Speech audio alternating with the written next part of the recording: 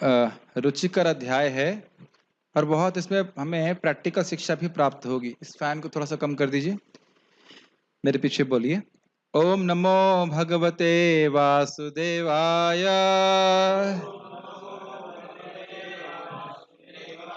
ओम नमो भगवते वासुदेवाय। ओम नमो भगवते वासुदेवाय।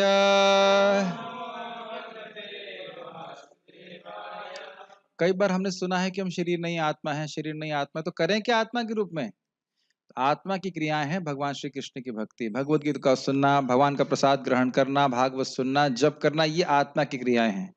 और जैसे जैसे हम आत्मा की क्रियाएं करते रहते हैं, वैसे वैसे अधिकाधिक वैसे वैसे आत्मा का गुण प्रकाशित होता रहेगा। और आहार निद्रा भय मैथुन करते जा रहे हैं तो यह सब शरीर की क्रियाएं हैं, तो इसमें ये भावना बढ़ती रहेगी कि मैं शरीर हूँ। ठीक है, बहुत सिंपल सा विज्ञान है।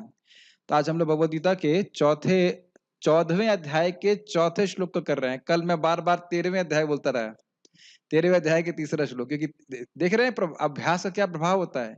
बोलना चाहता हूँ 14 और निकल रहा है मुंह से 13, क्योंकि 13 अध्याय को हम लोग कम से कम 35 श्लोक की चर्चा कर चुके हैं। तो अभी कौन सा अध्याय पढ़ रहे हैं?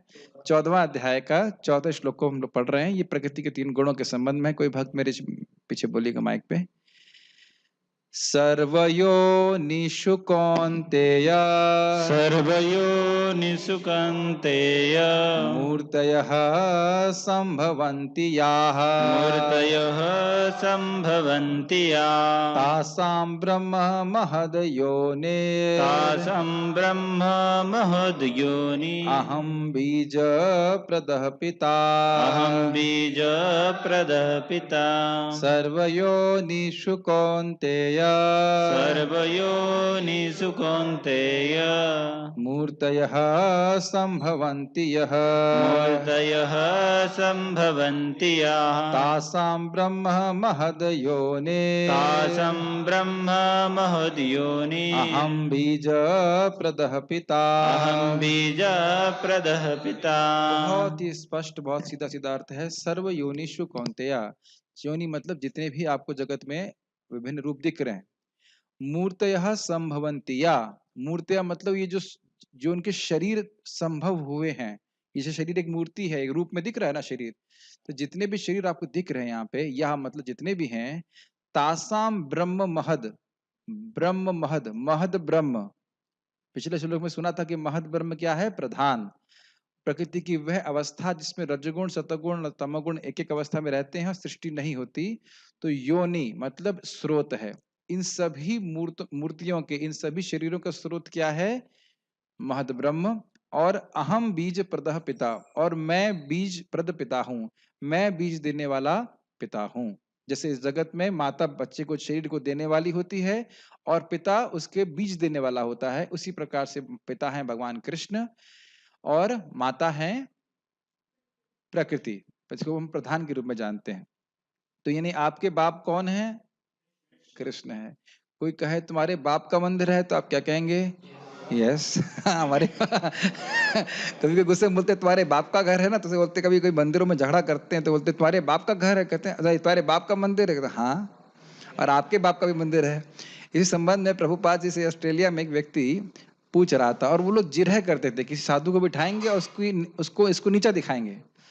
तो कहते हैं कि तो कृष्ण आपके भगवान हैं। तो प्रभुपाद उसकी तरफ देखिए, कृष्ण आपके भी भगवान है वो एकदम से चकित हो गया। So Krishna is your God? Prabhupada बोले Krishna is your God also. वो अलग बात है कि आप उस गॉड को जानती नहीं है। पिता पिता बोल रहे हैं, पिताजी का नाम पता नहीं। तो भगवान स्पष्ट रूप से बता रहे, जैसे हम लोगों को यहाँ इस जन्म में बताया जाता है झूठ कि ये तुम्हारे पिता हैं, और उसको बार बार बोलने से, पिता बोलो बेटा पापा पापा पापा करते करते सहज विश्वास हो जाता है कि ये व्यक्ति मेरे पापा हैं। ऐसा करते हैं कि नहीं करते हैं? तो इसी तरह भगवत गीता में से हम वाकई सत्य सुनेंगे। जब झूठ को बार बार सुनते हैं तो मान लेते हैं कि ये मेरे माता है, ये मेरे पिता हैं, जबकि जीव अनादि है और न कभी जन्म लेता है। जब सत्य सुनेंगे कि भगवान हमारे पापा हैं, वाकई हमारे पापा हैं, तो विश्वास हो जाएगा कि पापा हैं, और सहज विश्वास हो जाएगा। जैसे कल प्रश्न कर रहा था कि वैकुंठ विश्वास है, वैकुंठ लोग होता है, हाँ विश्वास है, विश्वास है, लेकिन जाने का प्रयास कहाँ हो रहा है? अमेरिका में। समझ रहे ना मेरी बात? तो सहज विश्वास का मतलब बस है जैसे वैकुंठ है, जैसे अमेरिका है वैसे वैकुंठ है, इस प्रकार से। तो आदमी वैकुंठ के जाने के लिए प्रयास करेगा, केवल वैकुंठ जाने के लिए ही प्रयास करेगा, अमेरिका जाने के प्रयास नहीं करेगा। तो इस प्रकार से मैं खाली ये बोल रहा हूँ कि बार-बार भगवान से सुनने से श्रद्धा फिर जो है पुष्ट हो जाती है। शास्त्र का ये स्वभाव ही है कि हम ये बात ध्यान देना होगा। शास्त्र का ये स्वभाव है कि अपने आप में मुक्त करने वाला होता है। अन्य शब्दों को हम सुनते हैं तो उससे हमारी मति स्थिर नहीं होती है, भागवत में सुना था। लेकिन इन शब्दों को सुन रहे हैं तो इनमें भगवान का तेज निहित है, रखा गया है भगवान के द्वारा ही। ये बात समझ में आ रही है? क्या समझ में आ रहा है? तेज रखा है, किसने रखा है? भगवान ने। इसीलिए भगवान कहते हैं कि एक श्लोक, आधा श्लोक या एक चौथाई श्लोक भी गीता का पढ़ता है तो व्यक्ति का उद्धार हो जाता है। हमने कितना श्लोक पढ़ लिए? पूरा एक श्लोक पढ़ लिया। और कब से पढ़ रहे हैं? रोज से। लेकिन बाकी सब लोग क्यों नहीं पढ़ पा रहे हैं? क्योंकि अंदर एक भूत बैठा है। गीता क्लास में जाने से के समय बहुत सारे काम याद आ जाते हैं, बहुत महत्वपूर्ण काम, बहुत महत्वपूर्ण कार्य। आज एक भक्त को पूछा, बेटा जब कर रहे हो? हाँ, उठ जाता हूँ। कहता हाँ, जब तो करता हूँ, लेकिन जब पूरा क्यों नहीं कर पाते? तो क्यों नहीं कर पाते? क्योंकि जब सुबह बच्चे हमारे परिवार वाले उठ जाते हैं, तो मुझे देखते हैं जब करते हुए मुझे चिढ़ होती है, इसलिए बंद कर देता हूँ। हमने कहा वाह! धन्य है भाई। हमने कहा आजकल अब मैंने तो नोएडा में पहली बार आँखों से देखा है कोई माताजी ही बोलते हैं हम लोग, सिगरेट भी पी रही हैं और कार भी चला रही हैं, तो उन्हें कोई शर्म नहीं आ रही। और हम यहाँ जप कर रहे हैं, ऐसे लोगों को हम सोचते हैं उन्हें क्या लगेगा? तो ये इस प्रकार से हम देखते हैं कि गीता सुनने में, भागवत सुनने में जब माला उठाते हैं तो देखते हैं माला बहुत भारी हो गई है। भगवत गीता क्लास आने में लगता है अरे ये बहुत महत्वपूर्ण है, वो बहुत महत्वपूर्ण है। ये सब अंदर का भूत है, भूतनी माया बैठी हुई है, जो हमको भगवान के बारे में सुनने नहीं देना चाहती। तो भक्तों का संग और भगवान का नाम, ये माया इसको हरा नहीं सकती है। इस कारण से हमको इन्हीं 2 चीज़ों का आश्रय लेने से रोकती है। लेकिन भक्तों के संग में बैठेंगे तो गीता रोज़ सुनते रहेंगे, जैसे हम लोग सब सुन रहे हैं। तो इस प्रकार से सब लोग आए हैं सुनने के लिए, सुनिए भगवत गीता। हे कुंती पुत्र, तुम यह समझ लो कि समस्त प्रकार की जीव योनियां इस भौतिक प्रकृति में जन्म द्वारा संभव हैं और मैं उनका बीज प्रदाता पिता हूं। स्पष्ट है। अब बहुत आसानी से समझ में आएगा, बहुत इजी है ये। गीता भूषण टीका। हे कुंती पुत्र मतलब अर्जुन, सर्व योनिषु अर्थात देवादि से लेकर स्थावर पर्यंत जितनी भी योनियों में जो मूर्त अर्थात शरीर होते हैं, उनकी योनि अर्थात उत्पत्ति का हेतु तुम महद ब्रह्म अर्थात प्रधान को जानो, यह उनकी माता है। ये लाइन समझ में आ रही है? योनि का अर्थ क्या हुआ? ब्रह्मा जी भी एक योनि है और पेड़ की भी एक योनि है। ये समझते ना, पेड़ की योनि, जानवर की योनि। तो स्थावर पर्यंत का मतलब हो गया कि पेड़ जैसी एकदम निम्न योनि और ब्रह्मा जी जैसी उत्कृष्ट योनि। ठीक है? इनमें जो भी शरीर दिखते हैं तुमको, उन शरीर का उत्पादन, उस शरीर का अवयव कहाँ से आया है? प्रधान से आया है। आज हमारे उपस्थित हैं भक्त विजय प्रभु, तो आज हम आकाश की जगह विजय को पकड़ते हैं। विजय, आपका शरीर किन तत्वों से बना है? आपका शरीर, आप शरीर नहीं है ना? नहीं है। तो आपका शरीर किन वस्तुओं से बना है? पृथ्वी, जल, वायु, अग्नि और आकाश और सूक्ष्म शरीर भी। तो ये सब कहाँ से आए हैं?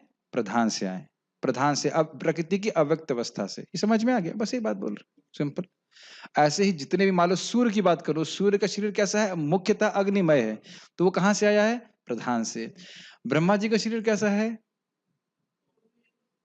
बुद्धिमय, केवल बुद्धि तत्व से बना है, अचिंत्य है, तो वो कहाँ से आई? प्रधान से आए। तो यानी जितना भी किसी का शरीर है वैसा प्रधान से आए, ये समझना चाहिए। ठीक। मैं परमेश्वर जो जीवों का प्रदाता हूं, उनका पिता हूं। जीवों का प्रदाता हूं मतलब जीवों की सृष्टि नहीं होती है, जीव भगवान के साथ ही, इंग्लिश में कहेंगे को इटर्नल हैं, मतलब शाश्वत हैं। जीवों की कभी सृष्टि होती है? कभी नहीं होती। जैसे भगवान अनादि हैं वैसे जीव भी अनादि हैं, लेकिन बद्ध जीवों को भगवान इस प्रकृति में स्थित कर देते हैं। ठीक है? अब तो मेरे ख्याल से प्रोसेसर चलने लग गया होगा। हाँ। मैं जीवों के, अब कैसे रखते हैं? मैं जीवों के कर्मानुसार परमाणु चैतन्य जीव राशि का संयोजक हूं। बहुत कठिन हिंदी हुई, बहुत इजी है एक्चुअली। जीवों के कर्मानुसार, समझ रहे हैं? आज एक बहुत धनी व्यक्ति के 2 बच्चे साथ में आए थे, बहुत, वो भी डिवोटी हैं। तो मैंने कहा आपने ये प्रश्न नहीं किया कि आपके ही सिटी में आप लोग इतने धनाढ्य व्यक्ति क्या क्यों पैदा हुए और एक व्यक्ति एक मजदूर क्या क्यों पैदा होता है? कौन इसका व्यवस्था करने वाला है? बहुत अच्छा हम लोग प्रीचिंग में यूज करते हैं कि हम अपनी नौकरी चुनते हैं और माता पिता कौन चुनता है? माता पिता कौन चुनता है? माता पिता चुनते हैं हम लोग। पत्नी शायद चुन सकते हैं अगर दुर्भाग्य है तो, चुनने का प्रयास कर रहे हैं तो।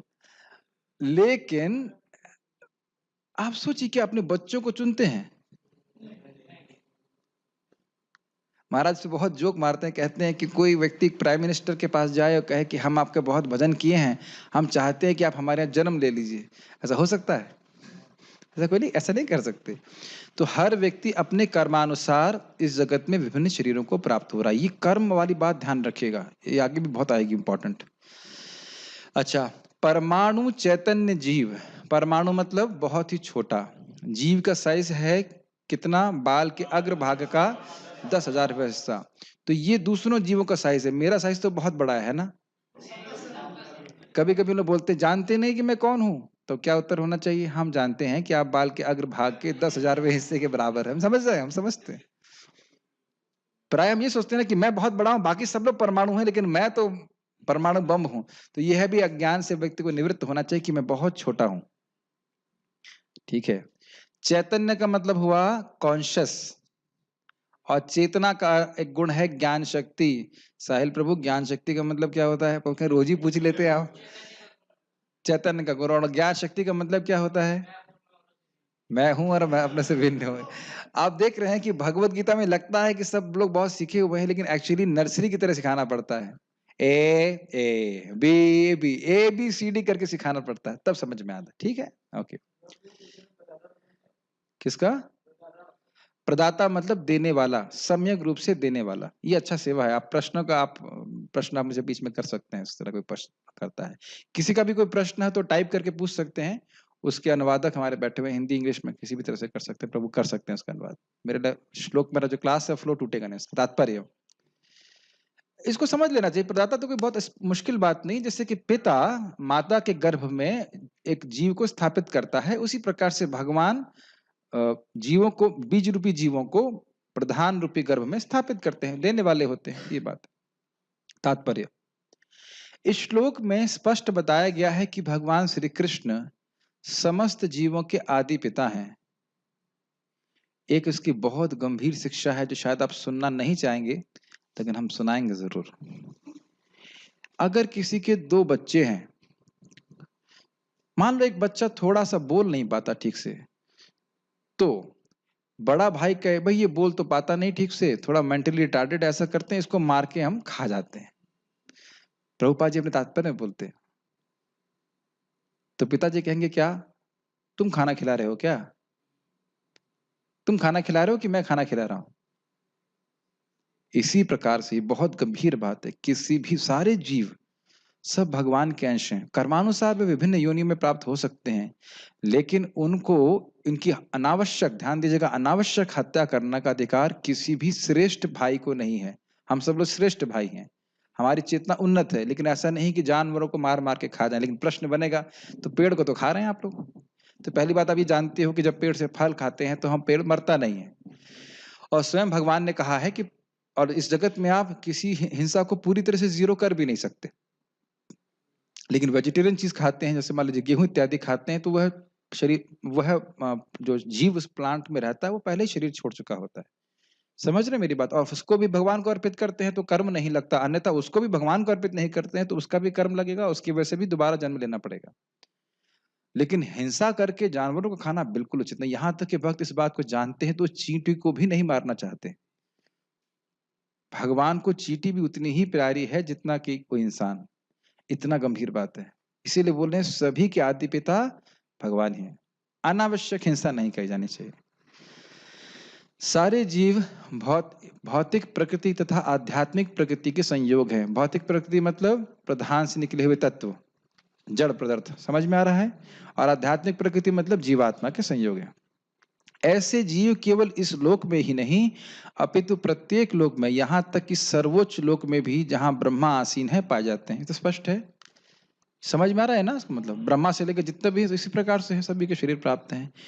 जीव सर्वत्र हैं, पृथ्वी जल तथा अग्नि के भीतर भी जीव है। बात प्रभुपाद ने बहुत सिंपल बोली है, लेकिन सारी रिसर्च के पैसे खर्च हो गए इसमें। यही रिसर्च चल रही ना, एलियंस कैसे दिखते होंगे, क्या अन्य जगह भी जीवन है या नहीं, क्या मंगल ग्रह में जीवन है, क्या चंद्रमा में जीवन है, इस पे करोड़ों डॉलर्स खर्च कर रहे हैं। आप देख रहे हैं कि एक ज्ञान, भगवत गीता का सिंपल सा ज्ञान ग्रहण ना करने की वजह से मानव जीवन की कितना वेस्ट हो रहा है, पैसा वेस्ट हो रहा है। वही अच्छा, वहां जब इस प्रकार से चंद्रमा ग्रह पे भेजते हैं विमान, तब कोई नहीं कहता कि गरीबों को क्यों नहीं खाना खिलाते इस पैसे से। और मंदिर में ठाकुर जी को भोग लग गया तो वहां कहेंगे भगवान की सेवा करने की क्या जरूरत है, गरीबों को खिलाना चाहिए। है ना कितना बड़ा विरोधाभास? अरे भगवान को बिल्कुल खिलाना चाहिए, उन्होंने कितने पैसे बचा लिए हमारे। आप समझ रहे हैं, भगवान ने गीता का ज्ञान दे दिया कि अन्य ग्रहों पे भी जीव हैं, तो हमको रिसर्च के पैसे बचे कि नहीं बचे? लेकिन वो साइंटिस्ट इस प्रकार से भगवान को हटाकर खुद भगवान बनना चाहते हैं, और वह पैसा जो भगवान को देने वाले थे वो खुद उनके पास जा रहा है। और इस प्रकार की बातें बोलते हैं कि हम अब बस कुछ समय में चंद्रमा पे जो है प्लॉटिंग चालू कर दी है और आपको वहां पे रहने वाले हैं। अब तो आप हंस रहे हो उस पे, लेकिन अब जब प्रभुपाद जी समय प्रचार कर रहे थे, ये बात बहुत चल रही थी। बस कुछ समय में हम जा करके चंद्रमा पे प्लॉटिंग चालू कर देते हैं।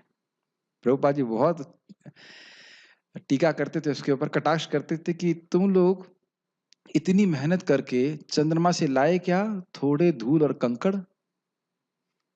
कभी सोचा आपने, करोड़ों अरबों रुपए खर्च करके, मगर मान भी लिया जाए कि चंद्रमा पहुंच गए, पहली बात तो पहुंचे नहीं, और अगर पहुंच भी गए तो क्या लेके आए, कुछ कंकड़। अगर इस फोन को मैं कहूं कि 2 करोड़ रुपए का, तो आप लेंगे? ये फोन कुछ काम भी करता है, और 2 करोड़ रुपए में चंद्रमा नहीं पहुंच पाए। ये देख रहे हैं कि भगवान की बात ना सुनने के कारण जितना भी भगवान ने संपत्ति दी है उसका कितना दुरुपयोग होता है। तो ये बात बहुत इंपॉर्टेंट है समझना, कि यही समझ देना चाहिए कि ब्रह्मा जी भी हैं, सारे देवी देवता सब कुछ है। ऐसा नहीं कि सब एक मिथ है, एक कपोल कल्पना है। जीव सर्वत्र हैं, पृथ्वी जल तथा अग्नि के भीतर भी जीव है। अग्नि जीव को जला नहीं सकती क्या? क्यों विजय? अग्नि जीव को नहीं जला सकती, आत्मा को। अग्नि में कैसे रह सकता है जीव? नहीं जला सकती आत्मा। आत्मा अग्नि में कैसे रह सकती है? क्या कारण है कि आत्मा अग्नि में रह सकती है? यस, आत्मा को ना जलाया जा सकता है, ना सुखाया जा सकता है, कुछ भी नहीं किया सकता, हाँ ना काटा जा सकता है। इसलिए अगर वह अग्निमय शरीर को प्राप्त है तो वह अग्नि में रह सकेगी। जैसे कि सूर्य ग्रह पे भी लोग बाग रहते हैं, कितना अचिंत्य है ना। यह विचार करना कि सूर्य में भी गार्डन है, लेकिन उन गार्डन का स्वरूप अग्निमय है। ये सारे जीव माता, भौतिक प्रकृति तथा बीज प्रदाता कृष्ण के द्वारा प्रकट होते हैं। तात्पर्य यह है कि भौतिक जगत जीवों को गर्भ में धारण किया है, जो सृष्टि काल में अपने पूर्व कर्मों के अनुसार विविध रूपों में प्रकट होते हैं। अब एक प्रश्न बनेगा, प्रश्न ये बनेगा कि आप ये कह रहे हो कि पिछले कर्मानुसार भगवान सबको शरीर दे रहे हैं, तो फिर यह शुरुआत कब हुई कि लोगों ने कर्म करना शुरू किया? तो उत्तर है अनादि। अनादि काल से कर्म वासना से युक्त है। और एक सूक्ष्म पॉइंट आप पकड़िएगा, इस पूरे अध्याय का बहुत इंपॉर्टेंट शिक्षा है। व्यक्ति को सीखना होगा कि किस गुण के लक्षण क्या हैं और किन कार्यों को करने से मेरे हृदय में कौन से गुणों की वृद्धि होगी। चाहे मैं घोर तमोगुण में हूं, रजोगुण में हूं, लेकिन भगवत गीता को सुन करके व्यक्ति गुणों को समझे मेरे चित्त की स्थिति क्या है और किस प्रकार से मैं सतगुण की ओर प्रवृत्त हूं, और क्यों होंगे उसको आप आगे के श्लोकों में सीखेंगे। अपनी सिचुएशन समझ करके मैं कैसे आगे पहुंच सकूं, ये एक बुद्धिमान व्यक्ति को निर्णय करना चाहिए। नहीं समझ में आ रही बात? अगला श्लोक देखिए। यहां तक कोई प्रश्न है किसी बात का? नहीं है, ठीक है, मेरे पीछे बोलिए। सत्वम सत्वं रजस्तम इति सत्वं रजस्तम इति गुणाः प्रकृतिसम्भवाः प्रकृतिसम्भवाः निबध्नन्ति महाबाहो निबध्नन्ति महाबाहो देहे देहिनमव्ययम्। देहे देहिनव्ययम्। सत्वम रज तम इति, सतगुण रजोगुण और तमोगुण इति, इस प्रकार ये जो गुण हैं ये प्रकृति संभवा, ये प्रकृति के द्वारा संभव हुए हैं। सम्यक रूप से भव, सम्यक रूप से हुए हैं, उत्पन्न हैं। प्रकृति के 3 गुण उत्पन्न होते हैं प्रकृति के द्वारा, सतोगुण, रजोगुण और तमोगुण। निबदनंती, अब वो क्या कार्य करते हैं? अब आप एक देखिए कि किसी भी वस्तु को चिन्हित करने के लिए 2 लक्षण होते हैं, स्वरूप लक्षण और तटस्थ लक्षण। तो स्वरूप होता है आकृति और प्रकृति, और कार्य के द्वारा तटस्थ लक्षण समझाते हैं। याद होगा अभी बहुत जम के समझाया था। जैसे ये एक मोबाइल है, तो ये दिख रहा है कि मोबाइल है, ये मृदंग नहीं है, देखने से मालूम चल रहा है स्वरूप, और ये प्लास्टिक और से बना हुआ, उसकी प्रकृति हो गई। अब यह इसका उपयोग क्या करते हैं मोबाइल फोन के रूप में, यह इसका कार्य हो गया। समझ रहे? क्या इस समय इसको मोबाइल के रूप में यूज कर रहा हूं मैं? अभी क्या मैं इसको मोबाइल के रूप में यूज कर रहा हूं? नहीं कर रहे हैं। अब कर रहा हूं, अब कर रहा हूं ना, अब चालू किया ना मैंने इसको। तो यानी कि जो तटस्थ लक्षण है वे हमेशा उपस्थित नहीं होते। Does it make sense? तो अब आप देखिए इस श्लोक को, पहले 2 लाइनें गुणों की प्रकृति के बारे में वर्णन कर रहे हैं कि नहीं? ये कहां से उत्पन्न हो रहे हैं? प्रकृति से। तो ये उनका स्वरूप लक्षण हो गया। अब टोटल में आप देखिए कि गुण क्या कार्य कर रहे हैं, तो नेक्स्ट लाइन में बता रहे हैं, निबधनंति महाबाहो देह देहे देहिनम अव्ययम।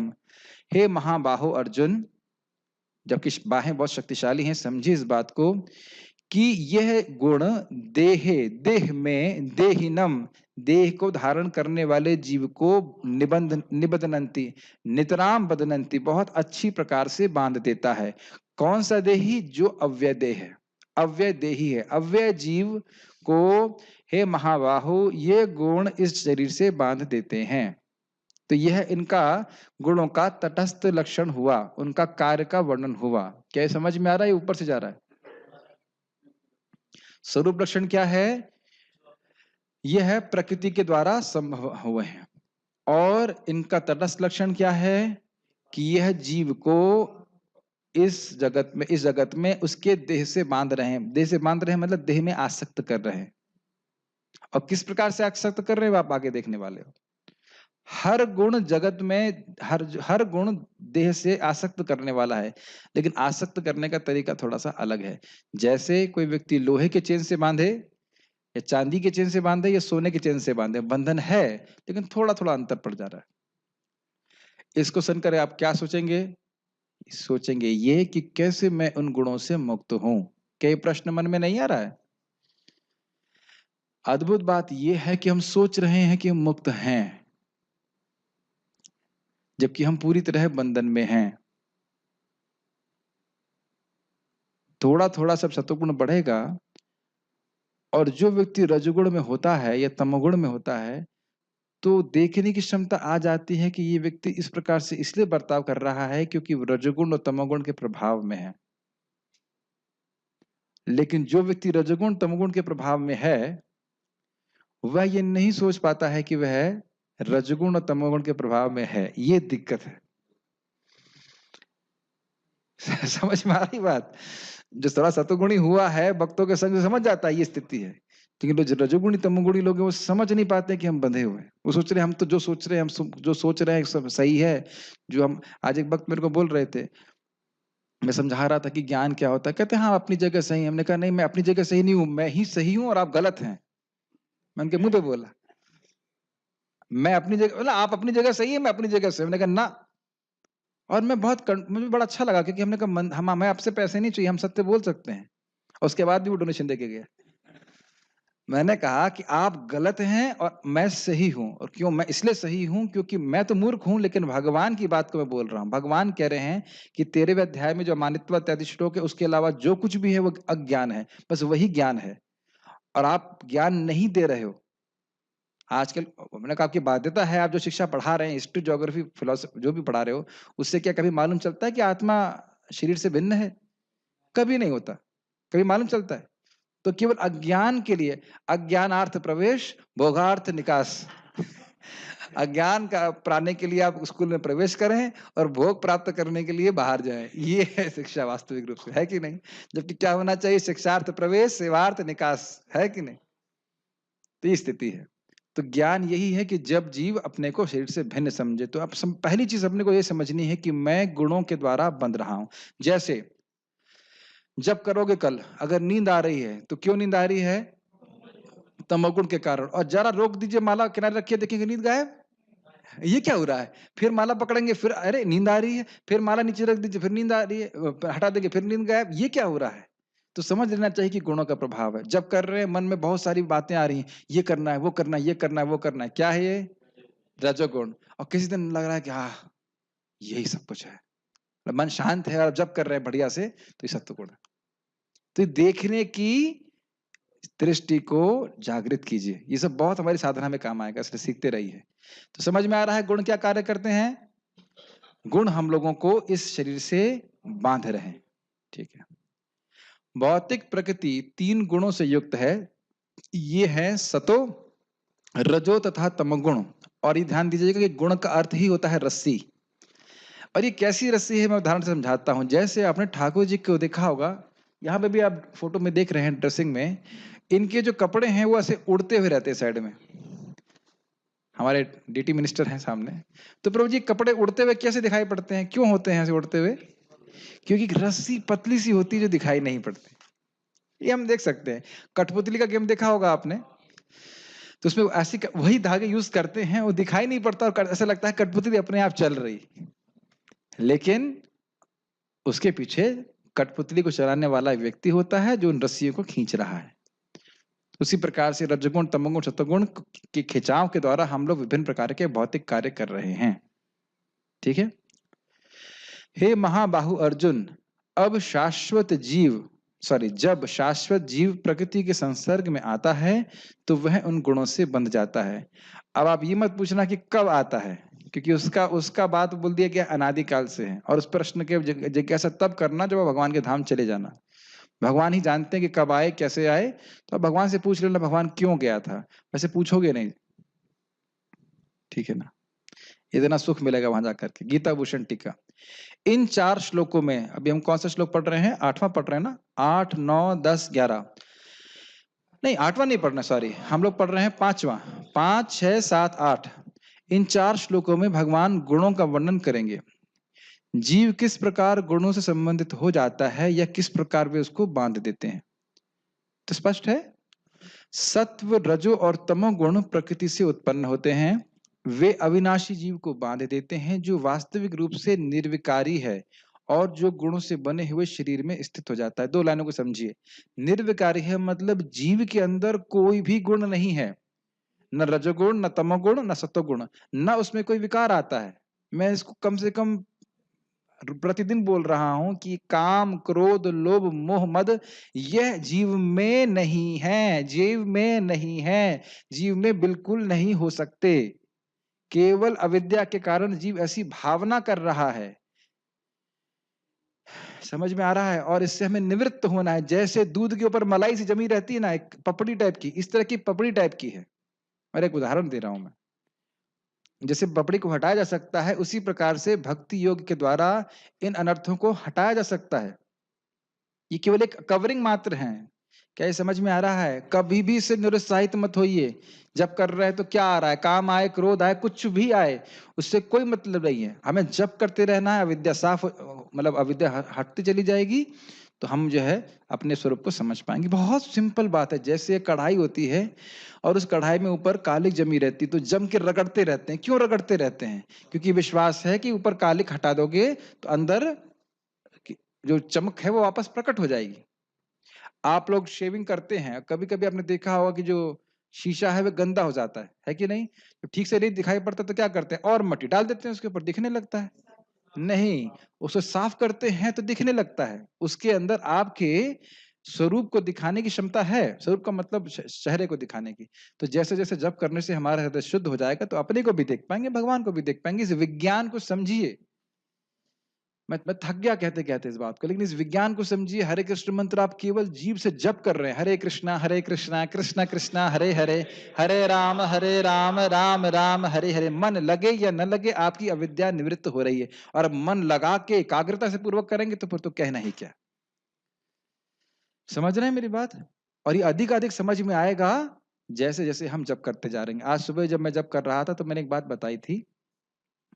मेरे पीछे इस खिड़की थी और मैं जप कर रहा था, और मैं जानबूझकर इस पोस्चर में बैठा हुआ था। जब हम सुबह 5:30 बजे जप कर रहे थे तो बाहर खिड़की से बिल्कुल अंधेरा दिख रहा था, कुछ ना दिखाई पड़ रहा था, ना VIH है ना पेड़ है, कुछ भी नहीं दिख रहा था।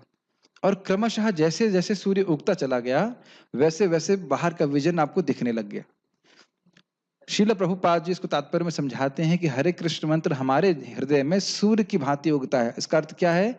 धीरे धीरे उगेगा और हमारे अंधकार को नष्ट कर देगा। समझ रहे हैं? ये सब बातें बहुत गंभीर हैं, क्योंकि हम अपने आप को शरीर मानते हैं, इसलिए सोचते हैं ये आदमी बहुत सफल है, इससे मैं द्वेष करूंगा, इसलिए इस आदमी ने मेरे बहुत को नुकसान कर दिया है। ये होती है राग और द्वेष की भावना।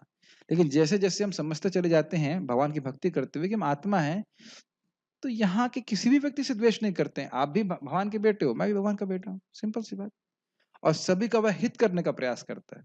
कुछ कोई प्रश्न है क्या आपका? हाँ, कुछ जैसे आप बोल रहे थे कि काम क्रोध लोभ मोह ये भावना है, भावना है मतलब ये मन के विकार हैं।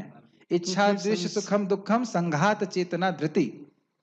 तो फिर संस्कार को कैसे अलग करें इससे? संस्कार भी मन में है, तो भगवान तो जैसे पॉजिटिव संस्कार डालेंगे तो ये सब हट जाएगा। सीधी सीधी बात है।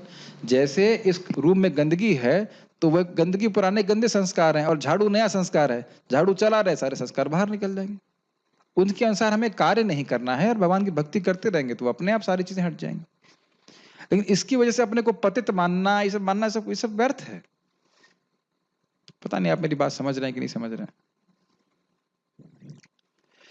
तो हम लोग निर्विकारी हैं और जो गुणों से बने हुए शरीर में स्थित हो जाता है। ये तो आप समझ ही रहे हैं।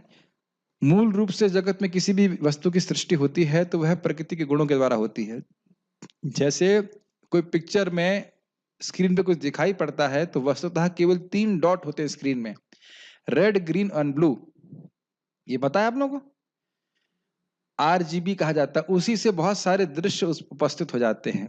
उसी प्रकार से जगत में हर वस्तु प्रकृति के 3 गुणों का ही उत्पादन है, भले ही यहाँ पे विविधताएं दिखाई पड़ रही हैं। नहीं समझ रहा? ठीक है। यस यस प्रभु जल्दी करिए जल्दी करिए। समझ गया जल्दी करिए, खत्म करिए। समझ में आ रहा होगा। ठीक। ये गुण उसको अपने धर्म यथा सुख दुख मोह आदि से बांध देते हैं, जिन्हें जीव विवेक न होने के कारण स्वीकार कर लेता है।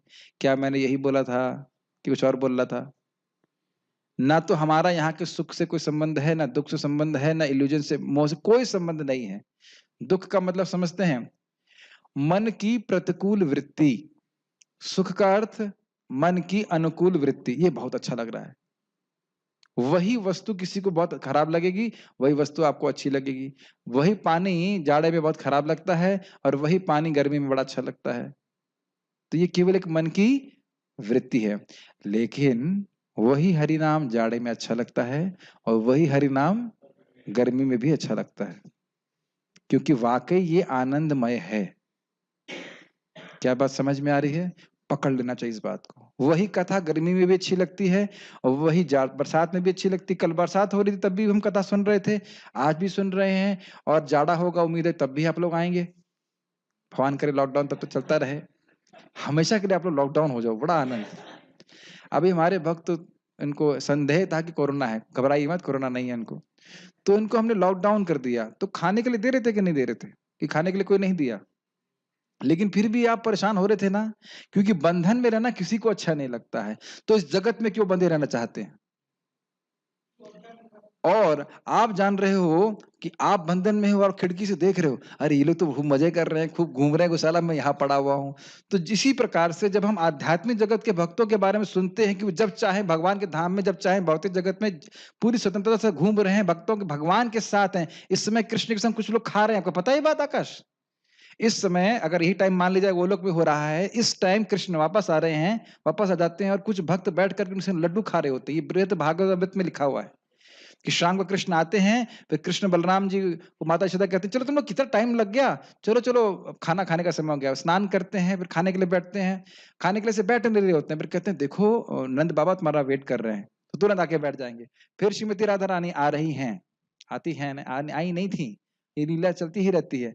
फिर राधा रानी आती हैं और मनोहर लड्डू लेके आते हैं, और जो स्वरूप स्वरूप ये जो मतलब जीव यहाँ से वहां गया गोलोक, वो कृष्ण के बगल में बैठे रहते हैं। ये सब कपोल कल्पना नहीं है, सनातन गोस्वामी पाद ने इसको लिखा है। और कृष्ण मनोहर लड्डू खाते हैं और फिर मुंह बनाते हैं, ये क्या बना दिया। तो माता यशोदा भी देख रही है, ये क्या बना दिया, मतलब वो सोच रही है कि तुमने कृष्ण को ऐसा खराब क्यों दिया।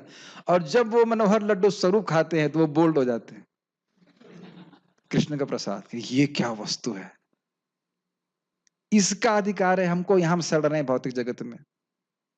आप समझ रहे हो उदाहरण, आपको क्यों खराब लग रहा था। अगर हम लोग सभी लोग आप बंदे होते, रूम में बंद होते तो उतना बुरा नहीं लगता, लेकिन आप देख रहे थे इस खिड़की से, अरे सब लोग घूम रहे हैं, आप अरे मैं ही फंसा पड़ा हूं, तो फोन पे फोन किया जरा कब मैं मुक्त होऊंगा, मैंने कहा चलो ठीक है मुक्त कर देते हैं इसको। उसी प्रकार से जब हम बार बार भगवान की लीलाओं को सुनते हैं, आध्यात्मिक जगत के बारे में सुनते हैं, तो हमें लगता है हम टाइम वेस्ट कर रहे हैं।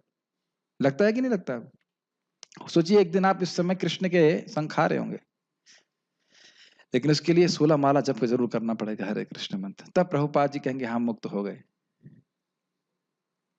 जैसे मैं पूछ रहा था ना, बुखार उतर गया ना पूछा विजय बुखार उतर गया कि नहीं, हाँ हाँ बुखार उतर गया, ठीक हो गया है कि नहीं। तो उसी प्रकार से प्रभुपाद पूछ रहे बेटा बुखार उतरा कि नहीं भौतिक गुणों का, हाँ प्रभुपाद उतर गया उतर गया उतर गया, ठीक है आ जाओ मुक्त कर दे। तात्पर्य, दिव्य होने के कारण जीव को इस भौतिक प्रकृति से कुछ भी लेना देना नहीं है। क्या आपके प्रश्न का उत्तर हो गया भाई साहब। कुछ भी मतलब नहीं है, काम क्रोध बिल्कुल उससे मतलब मत रखो, भगवान की भक्ति करते रहो।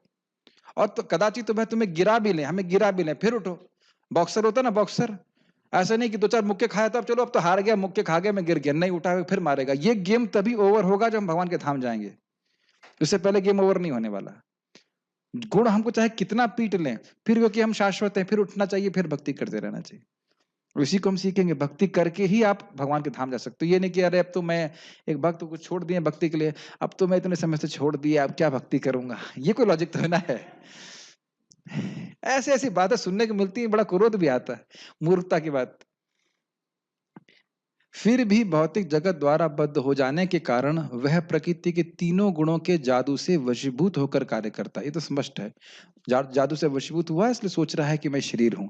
जैसे मैं कई बार एग्जाम्पल दिया है कि कोई भूत से प्रभावित हो जाता है तो वह बेवकूफी वाले कार्य करता है। प्रभुपाद जी कहते हैं इस संबंध में, ये बहुत अच्छा है कि किसी पागल को आप देखें, पागल को देखें कभी, कभी कभी पागल हंसता है और कभी कभी पागल रोता है, तो उसके रोने और हंसने में कोई अंतर है। जैसे एक पागल के रोने और हंसने में कोई अंतर नहीं है, उसी प्रकार से जीव के इस जगत में सुखी और दुखी होने का कोई मतलब नहीं है, पागलपन है। जैसे एक पागल अपने को भूला हुआ है, वैसे हम भी अपने को भूले हुए। Make sense. तो we should come to our sense that we are servant of Krishna, भगवान के दास हैं और भगवान की सेवा करनी है। और इस संबंध में मैं कोई संबंध नहीं देखने वाला, इस संबंध में कि मुझे कृष्ण की सेवा देख करनी है, मैं कोई संबंध नहीं देखने वाला, मैं भगवान की सेवा करूंगा ही। कोई मुझे रोकेगा कि कृष्ण की सेवा करने के, तो तुरंत काट दूंगा संबंध को, ना हमें मतलब नहीं आपसे। जो भगवान की भक्ति करने में मदद करेगा, हाँ उससे संबंध है। इस संबंध में कोई संबंध मत देखिए। कुछ लोगों को मन में रख के मैं बात बोल रहा हूं, चूंकि जीवों को प्रकृति की विभिन्न अवस्थाओं के अनुसार भिन्न भिन्न प्रकार के शरीर मिले हुए हैं, अतः वे उसी प्रकृति के अनुसार कर्म करने के लिए प्रेरित होते हैं। Yes, very interesting. अगर कोई व्यक्ति रजोगुणी है तो आपको बोलेगा ये क्या कर रहे हो। जैसे हमारे एक ब्रह्मचारी को बोला उनके भाई ने, तू क्या कर रहा है। मैंने इतने समय में 20 मोटरसाइकिल खरीद ली। अब जब उस भक्त ने मुझे बताया तो मैंने कहा देखो, आपको उसको प्रश्न करना चाहिए कि मैं मान लीजिए 10 साल से एक ही माला में पूरी तरह संतुष्ट हूं, हरे कृष्ण की माला, और तुमने 20 मोटरसाइकिल खरीद रही हैं, इसका मतलब है तुम एक भी मोटरसाइकिल से संतुष्ट नहीं हो, है ना। हम तो वही गीता पढ़ रहे हैं, भागवत पढ़ रहे हैं, यानी हम वाकई इससे संतुष्ट हैं। और तुम बोलना जरूर उसको, छोड़ना मत कि तुम 20 मोटरसाइकिल से संतुष्ट नहीं हो। क्योंकि अगर संतुष्ट होते तो दूसरी मोटरसाइकिल नहीं खरीदते। समझ रहे हैं मेरी बात? जो रजोगुणी व्यक्ति समझ नहीं पा रहा, एक के बाद एक बार मैं आपको बताता हूँ, ये तो बड़ी मजेदार घटना थी। ये सब बातें आने वाली हैं, इसलिए बोल रहा हूँ। मैं इंडोनेशिया में एक हाउस प्राम करने के लिए गया। मैंने आपको पहले ही बताया था ये बात। तो वहाँ पे जैसे मैंने प्रवेश किया तो देखिए बहुत सारी चप्पलें लगी हुई हैं। तो जैसे यहाँ पे बहुत सारी चप्पलें लगी रहेंगी तो मैं क्या सोचूंगा, हाँ भाई लोग आ गए बैठने के लिए, स्वाभाविक है। अंदर देखा तो कोई है ही नहीं वहाँ। तो मैं वहाँ के जो माता जी 3 दिन ने प्रोग्राम ऑर्गेनाइज किया कि ये भाई ये चप्पलें इतनी सारी किसकी, कहते सारी चप्पलें मेरी हैं। मैंने इनका इतना मजाक बनाया, मैंने कहा देखो अगर आपको पहनने के लिए केवल एक चप्पल चाहिए, लेकिन कम से कम 20 से 25 चप्पल का सेट था वहां पे। अब देख रहे हैं, आपको याद है ना वही बात, मन भगवान के अलावा कहीं नहीं लगेगा, है कि नहीं? और देखिए हमारे आश्रम में भक्त लोग टीन के शेड में नीचे रह रहे हैं, थोड़ा सा हमने फॉल सीलिंग कर दी है, और एक भी भक्त को ये कभी कंप्लेन नहीं है कि प्रभु जी नींद नहीं आ रही ठीक से। कोई कंप्लेन किया? आराम से नींद आ रही है। ऐसे शिला तो इस समझ कहने का अर्थ ये है कि भौतिक आवश्यकताओं को बढ़ाने की प्रवृत्ति रजोगुण से आएगी और व्यक्ति हमेशा असंतुष्ट रहेगा। समझ रहे हैं मेरी बात? तो मैं खाली ये बोल रहा था कि ये मैं सब उदाहरण क्यों दिए, ये रजोगुण के कारण व्यक्ति इस तरह से प्रेरित होता है, और चाहिए और चाहिए और चाहिए। हमारे एक भक्त हैं, उनके घर में हम रुके थे एक बार दिल्ली में, तो 4 मंजिल का मकान है, उसमें ऊपर वाला माला खाली है और उससे कनेक्ट करके एक और 4 मंजिल का मकान बनाया है, केवल खाली रखा हुआ है, जिसमें वो कभी रह ही नहीं सकते, इतने लोग हैं ही नहीं। तो अब देख रहे हैं किस प्रकार से रजोगुण की वजह से, और क्या फ्री में बन गया? बहुत मेहनत लगी हुई। ये सब बातें आने वाली हैं। खूब घर के मकान बना रहे, रहने के लिए आपको बहुत थोड़ा सा स्थान चाहिए और अपना जीवन व्यर्थ कर देता है व्यक्ति। तो इस प्रकार से गुण जीव को बांध रहे हैं विभिन्न कर्म करने के लिए। तो यानी कि मैं ये सब बातें क्यों बोल रहा हूँ, हम भक्ति कर रहे हैं, सतगुण का निशीलन कर रहे हैं। कोई मूर्ख जो रजोगुण के द्वारा प्रेरित है, वह हमें कुछ शिक्षा दे रहा है, तो अब उस झगड़ने की जरूरत नहीं है, लेकिन उसको ग्रहण करने की भी जरूरत नहीं है। समझ में आ रही है बात? हर व्यक्ति अपने आप को बुद्धिमान मानता है, लेकिन पहले उसकी बात ये देखिए कि क्या वो शास्त्रोचित बोल रहा है कि नहीं। Make sense to you? यही अनेक प्रकार के सुख दुख का कारण है। क्या है? गुणों का संग, गुणों के अनुसार प्रेरित होकर कार्य करना। एक श्लोक और देखेंगे हम लोग, आप लोगों के पास फाइल आ चुकी है 14.6-10। आज अब इसमें हम सीखेंगे कि सतोगुण किस प्रकार का कार्य करता है, सतोगुण किस प्रकार से बांधता है। क्या हम बहुत फास्ट जा रहे हैं या समझ पा रहे हैं? मेरे पीछे बोलिए। तत्र सत्वं निर्मलत्वात् तत्र सत्त्वं निर्मलत्वात् प्रकाशकम् अनामयम् प्रकाशकम् अनामयम् सुखसंघेन बध्नाति सुखसंगेन बध्नाति ज्ञानसंगेन चानघ। ज्ञानसंगेन चानघ। इससे पहले कि हम आगे बढ़े, ये बताना जरूरी होगा कि देखिए इस जगत में कभी भी सतोगुण और रजोगुण और तमोगुण यह प्योर अवस्था में नहीं रहते। सतोगुण संग कुछ कुछ रजोगुण तमोगुण मिक्स रहेगा। तमो में भी कभी कभी सतो रजोगुण का प्रादुर्भाव होगा और रजो में भी कभी सतो और तमोगुण रहते हैं, कभी शुद्ध नहीं रहते। शुद्ध अवस्था है वासुदेव अवस्था, त्रिगुणातीत अवस्था, वो अलग है, उसकी व्याख्या हम आगे करेंगे। तब कह रहे हैं तत्र उनमय, तत्र मतलब उन गुणों में, तत्र मतलब होता है वहां, तो वहां का अर्थ है कि उन गुणों में जिनकी व्याख्या करी गई, तीनों गुणों में सत्वम यानी सतोगुण निर्मलत्वात् निर्मल होता है, अमल होता है, शुद्ध होता है। प्रकाशकम अनामयम, प्रकाशम मतलब ज्ञान देने वाला होता है, वस्तुओं को ठीक से देखने की शक्ति होती है। ठीक से देखने की शक्ति का मतलब क्या है? जीव है, प्रकृति के द्वारा शरीर है, जीव सभी हैं अपने कर्मानुसार, वह विभिन्न शरीर में अवस्थित है, परमात्मा के रूप में सभी भगवान सभी के हृदय में, इस प्रकार की दृष्टि। समझ रहे हैं? और आपको याद होना चाहिए इस संबंध में प्रभुपाद जी का प्रसिद्ध वीडियो है, एक पादरी से बात कर रहे हैं और कहते हैं आप मांस क्यों खाते हो? कहते हैं हम ये मानते नहीं हैं, we do not believe that animals have soul. ऐसे करके बोलता है, हम ये नहीं मानते कि आत्मा जानवरों में भी होती है। देख रहे हैं, ये तमोगुण है, घोर तमोगुण। तो ये जो है देख यथावत देखने की दृष्टि नहीं है। तो सतोगुणी व्यक्ति देख पाता है, प्रकाशकम। जैसे सोक्रेटस को लोग मारने के लिए आए, एक फिलोसफर था, तो कहते मारोगे तो तुम बाद में, पहले तुम मुझे पकड़ के दिखाओ। इतना वह मतलब उसका सतोगुण बढ़ा हुआ तो समझ रहा था कि वो आत्मा है। और वो ये नहीं समझ पा रहा था कि कृष्ण भगवान है, लेकिन इतना समझ गया कि वो शरीर नहीं। मारोगे तुम बाद में, पहले पकड़ के दिखाओ। बाद में उसको मार दिया गया, लेकिन ही वॉज कंप्लीटली फियरलेस। अनामयम, आमय मतलब होता है बीमारी, और अनामयम का मतलब क्या हो गया? बीमारी से रहित, मतलब शुद्ध। यानी जो सात्विक सात्विक जीवन जीता है वह स्वाभाविक रूप से बीमार भी नहीं होता है। ठीक है। सुख, लेकिन ये सब तो फायदे हो गए। निर्मल है, ज्ञान देने वाला है और आपको स्वस्थ रखने वाला है, लेकिन सुख संगे न बदनाति, क्योंकि अब आप सुखी हैं, अब बीमार नहीं हैं, अधिक अन्य लोगों से अधिक ज्ञानी हैं, बुद्धिमान हैं, जीवन में निर्मल मतलब कोई भोग की इच्छा नहीं है, तो कहेंगे आई एम ओके। ये प्रॉब्लम हो जाएगी, मैं तो अच्छा हूं। कभी कभी आप देखेंगे भक्ति में जो लोग तमोगुण में होते हैं, रजोगुण में होते हैं, वह भक्ति में आ जाते हैं, वो समझते हैं कि हम पतित हैं। और जो लोग थोड़े धार्मिक होते हैं वो कहते हैं हम तो ठीक है। ये वाकई ऐसा होता है, हम तो ठीक है, हमें भक्ति करने क्या, इनको बताओ, हमें हम तो सही, वी आर ओके। हम देखिए दान कर रहे हैं, क्या ये दान करना भक्ति नहीं है? आज ही कोई व्यक्ति बोल रहा था कि ये दान करना क्या भजन नहीं है? मैंने कहा नहीं है। किसी को आप फ्री शिक्षा दे रहे हो, ये भजन नहीं है भगवान का। आप कह सकते हो पुण्य वन्य हो सकता है, लेकिन भगवान का भजन नहीं है। हिस्ट्री ज्योग्राफी किसी को फ्री में पढ़ा दोगे, इसका मतलब ये नहीं कि वो भजन हो जाता है कृष्ण का। कहाँ शास्त्र में लिखा है बताइए?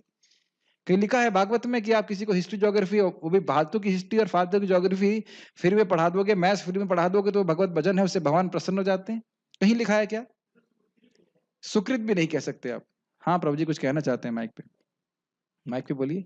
तो कह रहे हैं ज्ञान, मैं बोल देता हूँ पहले, सुख से बंधता है, समझ में आ रहा है? मैं सुखी हूँ, बढ़िया हूँ, क्या दिक्कत है? और ज्ञान संगेना, ज्ञान संगेना चाहना का मतलब, एक मिनट, ज्ञान चन का मतलब ज्ञान में आसक्ति के द्वारा, वो ज्ञान प्राप्त करने के लिए मतलब आध्यात्मिक ज्ञान नहीं कहना चाहिए, सतोगुणी ज्ञान को प्राप्त करने के लिए वैसे कर्म करता रहता है और वह इस प्रकार से जगत में बन जाता है। कुछ कहना चाह रहे हैं? एक बार वृंदावन चंद्र महाराज बता रहे थे, हम किसी की हेल्प करते हैं हाँ, तो भगवान प्रसन्न होते हैं। अगर मान लो किसी की भौतिक पढ़ाई में हम हेल्प करें और आगे जाके अपनी रोजी रोटी कमाएं, तो क्या भगवान प्रसन्न नहीं होंगे इससे?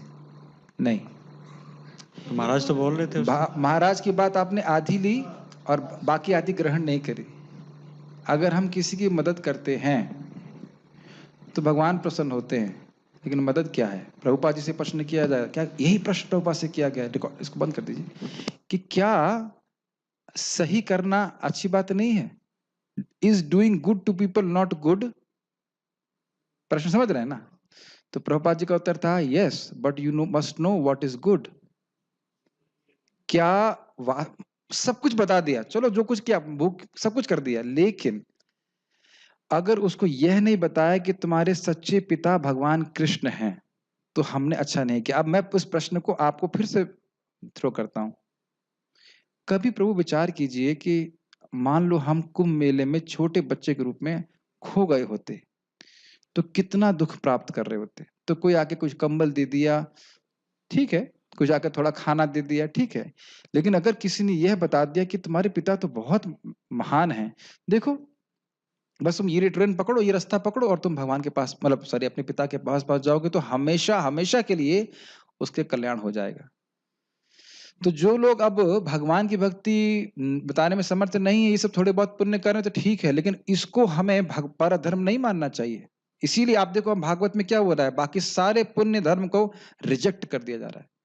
तो सर्वश्रेष्ठ ज्ञान यही है कि भगवान कृष्ण, सर्वश्रेष्ठ मदद यही है कि भगवान कृष्ण के बारे में से बताया जाए, और जितना ही बात समझ में आती है। अब आप ये बताइए, किसी ने भी मुझे पता नहीं किसने, अलग अलग बातें हैं, अजामिल को ये बोल दिया था कि बेटे का नाम नारायण रख दो, क्या उसी से वो बच गया कि नहीं बच गया? आप बताओ माइक पे। आप अगर किसी पे सबसे अतिशय कृपा करना चाहते हैं तो उसको भगवान की शरणागत होने दीजिए।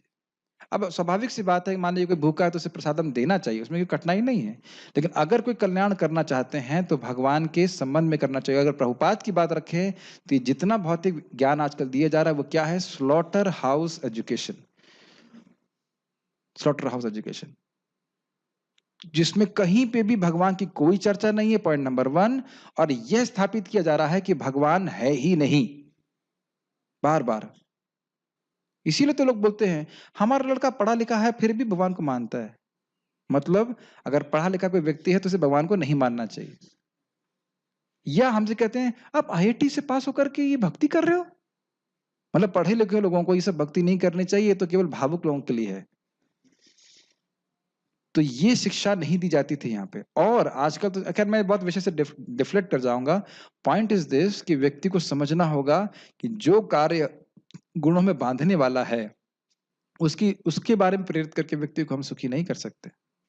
हे निष्पाप सतगुण, और इसको भगवान स्वयं बोल रहे हैं, इस भगवत गीता को ज्ञान को जो दूसरों को देता है उससे अधिक प्रिय ना तो कोई है, ना कोई था और ना कोई होगा। सभी के वचन एक तरफ, लेकिन भगवान के वचन एक तरफ, है कि नहीं? हे निष्पाप सतगुण अन्य, अब ये बात उतनी अधिक समझ में आएगी जितना हमको खुद को समझ में आएगी। हे निष्पाप सतगुण अन्य गुणों की अपेक्षा अधिक शुद्ध होने के कारण प्रकाश प्रदान करने वाला और मनुष्य को सारे पाप कर्मों से मुक्त करने वाला है। जो लोग इस गुण में स्थित होते हैं वे सुख तथा ज्ञान के भाव से बंध जाते हैं। ये बात समझ में आ रहा है? मैं सुखी हूं और मैं ज्ञानी हूं। गीता भूषण टीका। हम आज केवल ये श्लोक लेंगे, आगे 2 श्लोक छोड़ देंगे। भगवान यहाँ 3 श्लोकों में 3 गुणों के लक्षणों को कहेंगे और ये बताएंगे कि किस प्रकार यह भिन्न भिन्न तरीकों से जीव को बांधने वाले होते हैं। समझ में आ रहा है ये बात? आज हम लोग सत्वगुण के बारे में सीख रहे हैं। इन तीनों में यानी तत्र सत्व, ज्ञान, प्रकाश और सुख उत्पन्न करने वाला है। सत्व कॉमा होना चाहिए और ज्ञान होना चाहिए, यानी प्रकाश का मतलब है ज्ञान उत्पन्न करने वाला है, और सुख उत्पन्न करने वाला है जो दुख के विपरीत है, अर्थात अनामयम अर्थात स्वास्थ्य। आमय का मतलब होता है बीमारी, अनामय का मतलब होता है बीमारी रहित अवस्था। तो सत्वगुण के 3 लक्षण क्या सीखे हमने? ज्ञान, शुद्धता मतलब सुख और स्वास्थ्य। इसका बहुत बड़ा संबंध है हमारे हरि नाम के जप से। बहुत ध्यान पूर्वक सुनिए। साधना हम रोज एक ही टाइम पे इसलिए करते हैं ताकि हमारे चित्त में सत्वगुण की वृद्धि हो। जब सत्वगुण की वृद्धि होगी तो हरि नाम करने में सुख अनुभव होगा, भक्ति करने में अच्छा लगेगा। तो और उसके बाद आप फिर से उन्हीं कार्यों को रेगुलरली करने के लिए और आसक्त हो जाएंगे। इसमें कोई गलती नहीं है। मेरी बातें समझ में आ रही है? क्या आपने देखा है गैया को एक टाइम बहुत अच्छा लगता है, 5 बजे खाना तो 5 बजे खाना? आपने देखा है पार्थ प्रभु? क्योंकि वो सतगुणी होती है। बंदर क्या सोचता है? जब चाहे तब खाना। लेकिन ये जीव गोस्वामी बोलते हैं गैयाओं को रेगुलरिटी बहुत पसंद है। तो हम बात कर रहे थे क्या कि जब अपने चित्त में अगर हम सत्वगुण बढ़ाना चाहते हैं तो रेगुलरिटी को लाना बहुत जरूरी। रोज चाहे कैसा भी लगे, मंगल आरती जाना है, जप करना है, रोज उसी टाइम पे करना है। ये बात, ये इस क्लू को पकड़ पा रहे हैं? रोज उसी टाइम खाना खाना है। आप भक्तिविनोद ठाकुर जी का जीवन देखेंगे, एकदम फिक्स था, इस टाइम पे ये, इस टाइम पे ये, इस टाइम पे ऐसे करके करते हैं। प्रभुपाद जी का भी इसी प्रकार से था। तो उससे हृदय में सत्वगुण की वृद्धि होती है। क्या ये क्लू समझ में आ रहा है आपको? लेकिन वो कार्य भी सत्वगुण के होने चाहिए। टाइम से कर रहे हैं लेकिन रजोगुणी कार्य कर, टाइम से हम पिक्चर देख लेते हैं, तो ऐसा नहीं है। साधना में टाइम से सब कुछ होना चाहिए। और इसके लिए भक्तों का संग बहुत लाभकारी है कि उनके संग में हम लोग आसानी से रोज कर पाते हैं। अगर रोज मंगल आरती खुद से करोगे तो नहीं होगा, लेकिन भक्तों के संग में करते हैं तो बड़ी आसानी से हम रोज कर पाते हैं। आप मैं कहूँ रोज 7 से 8 गीता कौन पढ़ेगा? यहाँ पे नहीं हो पाता, मैं खुद भी नहीं कर पाऊंगा। लेकिन अगर सब साथ में कर रहे हैं, कितनी आसानी से रोज हम पढ़ पा रहे हैं। समझ पा रहे हैं इस बात को? यस। जो सत्व की शुद्धता से उत्पन्न होती है, तीनों चीजें फिर से याद कीजिए। बीमारी से रहित होना, ज्ञान की वृद्धि और सुख। क्योंकि यहां कहा गया है कि सत्व प्रकाश और सुख उत्पन्न करता है, इसलिए सत्व गुण अपने कार्यों यथा सुख और ज्ञान के संग होकर जीव को इस अभिमान से बांध देता है कि वह सुखी और ज्ञानवान है। समझ में आ रहा है? सत्वगुण ज्ञान की उत्पत्ति करता है, सुख की उत्पत्ति करता है। तो सत्वगुण अपने कार्य यानी अपने इफेक्ट सुख और ज्ञान के द्वारा उस जीव को बांध देता है कि मैं बड़ा अच्छा वैज्ञानिक हूं, मैं फिलोसोफर हूं इत्यादि, और बार बार वैसे कार्यों को करता है जिससे कि सब चीजें उत्पन्न होती। यही सिद्धांत अन्य गुणों में भी होगा। गुण अपने कार्यों के साथ उस जीव को उस गुण से बांध रहा है। ये समझने का प्रयास कीजिए। यहां यह समझना होगा कि ज्ञान का अर्थ भौतिक वस्तुओं के वास्तविक स्वरूप का ज्ञान और सुख का अर्थ है इंद्रियों और शरीर के प्रसाद। थोड़ा सा फॉर्मेशन गलत हो गया, देखिए। ज्ञान का अर्थ है कि भौतिक वस्तुओं को ठीक ठीक उनके स्वरूप में देख पाना। रजोगुण में व्यक्ति भौतिक वस्तुओं को सुख के साधन के रूप में देख रहा है, देखता है। ये बात समझ में आ रही है? स्त्री, धन, जन इत्यादि, इसको सोचता है कि इसके द्वारा वह सुखी हो जाएगा। यह है रजोगुण की वजह से। और सतोगुण व्यक्ति समझता है कि मैं आत्मा हूं, भौतिक वस्तुओं का अपना शरीर चलाने के लिए उपयोग में जितना आवश्यक है मैं ग्रहण करूंगा, लेकिन इनके द्वारा मैं सुखी नहीं हो सकता। ये बात समझ में आ रही है? जितनी हमको जल्दी समझ में आ जाए उतना बहुत अच्छा। मैं फिर वही उदाहरण दे रहा हूं, मोटरसाइकिल वाला, जूते वाला, समझ में आ रहा है आपको? वो सोच रहा है कि मैं जूते इकट्ठे कर लूंगी तो सुखी हो जाऊंगी। जब वो बंदा सोच रहा है कि मैं बाइक इकट्ठी कर लूंगा तो सुखी हो जाऊंगा, मतलब उपलक्षण से कोई भी भौतिक वस्तु इकट्ठी करता चला जाऊंगा तो सुखी हो जाऊंगा। क्या भौतिक वस्तुएं हमको सुख दे सकती हैं? नहीं। तो यह देखने की शक्ति ज्ञान सत्वगुण में होती है। नहीं समझ में आ रही बात? और सुख का अर्थ है इंद्रियों और शरीर का प्रसाद। प्रसाद मतलब शांति। मन में और इंद्रियों में जो भोग की लिप्सा है, लिप्सा मतलब इच्छा है, यही दुख का कारण है। ये चाहिए, वो चाहिए, ये मिल जाता तो अच्छा रहता, वो मिल जाता, इसके बिना तो बड़ा अभाव लग रहा है। तो ये रजोगुण की वजह से होता है। अब देखिए, आप समझ में आ रहा है मेरे ख्याल से ये सारी बातें समझ में आ रही होंगी। लेकिन अब चित्त में कोई भोग की इच्छा नहीं है। कभी कभी भक्ति करते हुए होता है ना, कुछ दिनों के लिए कुछ भोग की स्पृहा बिल्कुल मन में नहीं आती है, लगता है आह मैं तो शुद्ध भक्त हो गया, लेकिन फिर थोड़ी देर में रजोगुण चालू हो जाता है। लेकिन ये स्थिति कभी नहीं आई आपकी? भक्ति करते करते, साधना करते करते लगता है कि अरे अब कुछ नहीं चाहिए, बस भक्ति करना है, कुछ नहीं, है ना? और बड़ा हाँ ऐसे चलता रहे, बस शांति, कुछ नहीं चाहिए, बस सुबह शाम गीता क्लास सुन रहे हैं, भागवत सुन रहे हैं, जप कर रहे हैं, बस बस प्रसाद मिल रहा है 2 टाइम बस, और सेवा भी नहीं करने को मिल रही है बस। नहीं नहीं नहीं नहीं मतलब थोड़े बहुत सेवा किया, थोड़ा सेवा किया, समझ रहे हैं? तो ये सब जो है सत्वगुण के लक्षण है। और एक सत्वगुण का स्पेशल लक्षण है कि गीता भागवत पढ़ने की बहुत इच्छा हो रही है आपकी, आप पढ़ते हैं, सुनते हैं तो बहुत अच्छा लगता है। ये सत्वगुण का मुख्य लक्षण आप समझ सकते हो। यू बिकम एनलाइवेंड, क्या बात बोल रहा है, क्या बात बोल रहा है, समझ में आता है। तो ये सब सत्वगुण का लक्षण है। नोट, सत्वगुणी व्यक्ति ये जानता है कि भौतिक वस्तुएं क्षणिक होती हैं और उसमें स्वाभाविक भोग की प्रवृत्ति नहीं होती। स्पष्ट है? हो गया। ज्ञान और सुख के इन गुणों के संग के द्वारा व्यक्ति पुनः पुनः उन कार्यों में प्रवृत्तित होगा जो सुख और ज्ञान को उत्पन्न करने वाले हैं, और इस कारण से भविष्य के ऐसे शरीरों का निर्माण होगा जो इन फलों को भोगने के साधन होंगे। समझ में आया? सतोगुण के सुख और ज्ञान उत्पन्न होता है, तो फिर अब इनको प्राप्त करने के लिए और ऐसे कार्य करेगा जिससे और सुख और ज्ञान उत्पन्न हो, और फिर ऐसे शरीरों का निर्माण हो जाएगा जो पहले किए कर्मों के भोगने का निमित्त बन जाते हैं। ठीक है? क्योंकि व्यक्ति पुनः पुनः इन गुणों का संग करेगा, इसलिए सत्व के द्वारा भी वह मुक्त नहीं हो पाएगा। लेकिन सत्वगुण भक्ति का या मुक्ति का विरोधी नहीं है, ये अनुकूल है। इसलिए पहले हम लोग सत्वगुण में आते हैं, फिर उसके बाद शुद्ध सत्व में चले जाते हैं। जैसे कि एयरपोर्ट में पहुंचते हैं, फिर हवाई जहाज में बैठते हैं, फिर टेक ऑफ करते हैं। अब ऐसा तो नहीं कि हवाई जहाज जा रहा है और कहीं हम यहीं से लंगर डालें हैं पहुंच जाएं, ऐसा नहीं है। मतलब रजोगुण से सीधे आप दिव्य नहीं हो सकते हैं, पहले तमोगुण से रजोगुण, रजोगुण से सत्वगुण, सत्वगुण से फिर हम शुद्ध सत्व में आ पाते हैं। इसलिए हमें पहले चीज क्या करनी है, अपने जीवन में नियमितता लानी है। रोज उठना है, चाहे कैसे भी लगे, रोज गीता क्लास में आना, चाहे रोज खराब लगे। ये सत्वगुण की वृद्धि होता है। और रजोगुण मतलब रोज कुछ नया नया करना है। तात्पर्य प्रपात का पढ़ते हैं। कोई प्रश्न है अब तक किसी बात का? नहीं। प्रकृति द्वारा बद्ध किए गए जीव कई प्रकार के होते हैं। कोई सुखी है मतलब ज्ञानी है, सत्वगुणी है। कोई अत्यंत कर्मठ है मतलब रजोगुणी है, और दूसरा असहाय, असहाय मतलब तमोगुणी, कुछ करना ही नहीं चाहता। इस प्रकार मनोभाव ही प्रकृति में जीव की बद्धावस्था के कारण स्वरूप है। स्पष्ट है? भगवत गीता के इस अध्याय में इसका वर्णन हुआ है कि वे किस प्रकार भिन्न भिन्न प्रकार से बद्ध हैं। सर्वप्रथम सतगुण पर विचार किया गया है। इस जगत में सतगुण विकसित करने का लाभ यह होता है कि मनुष्य अन्य बद्ध जीवों की तुलना में अधिक चतुर हो जाता है। चतुर का मतलब कनिंग नहीं है, चतुर का मतलब है विवेकशील, बुद्धिमान।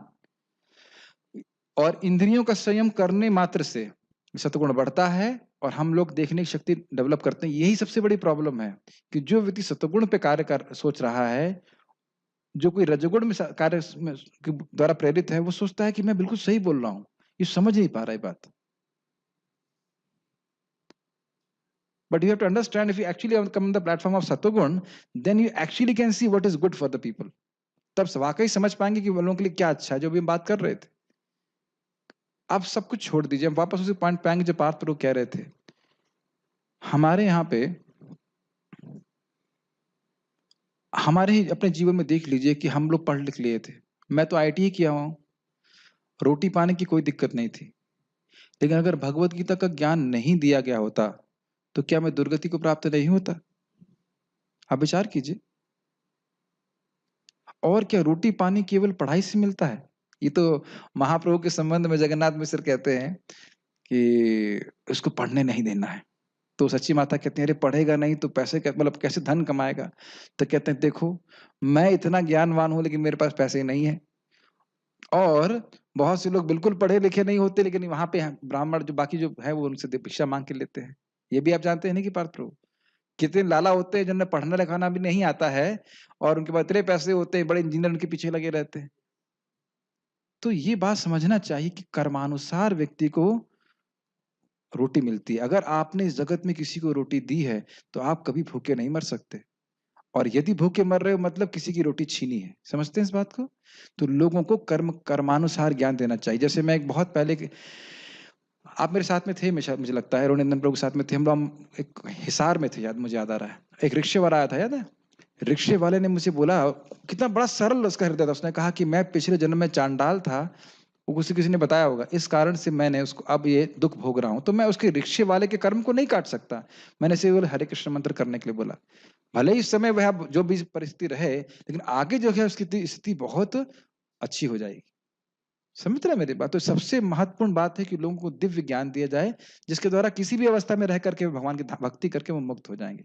सर्वश्रेष्ठ परम कल्याण की बात कर, ठीक है? भूखे को खाना देने के लिए मना नहीं किया जा रहा, लेकिन अब प्याज की रोटी खिलाएंगे तो फिर सोच लीजिएगा। भगवत गीता के इस अध्याय में इसका वर्णन हुआ है कि वे किस प्रकार भिन्न भिन्न प्रकार से बद्ध हैं। सर्वप्रथम सतोगुण पर विचार किया गया है। इस जगत में सतगुण विकसित करने का लाभ यह होता है कि मनुष्य अन्य बद्ध जीवों की तुलना में अधिक चतुर हो जाता है। सतगुणी पुरुष को भौतिक कष्ट उतना पीड़ित नहीं करते। कौन सा भौतिक कष्ट? भोग वासना। और दुख भी आता है तो प्रभावित नहीं होता, और उसमें भौतिक ज्ञान की प्रगति करने की सूझ होती है, तेज हो जाता है वो। इसका प्रतिनिधि ब्राह्मण है जो सतगुणी माना जाता है। सुख का यह भाव इस विचार के कारण है कि सतगुण में पाप कर्मों से प्रायः मुक्त रहा जाता है। समझ में आ रहा है? पाप क्यों करता है व्यक्ति? भोग कारण के, भोग की इच्छा की वजह से। भोग इच्छा समाप्त तो पाप ही नहीं करेगा। भक्ति में आने के बाद भी कदाचित हम कुछ पाप करते हैं तो कारण क्या है? रजोगुण, भोग की इच्छा। भोग की इच्छा होगी नहीं तो पाप ही नहीं करेंगे। तो यही बात बोल रहे हैं। वास्तव में वैदिक साहित्य में यह कहा गया है कि सतुगुण का अर्थ है कि अधिक ज्ञान तथा सुख का अधिकाधिक अनुभव।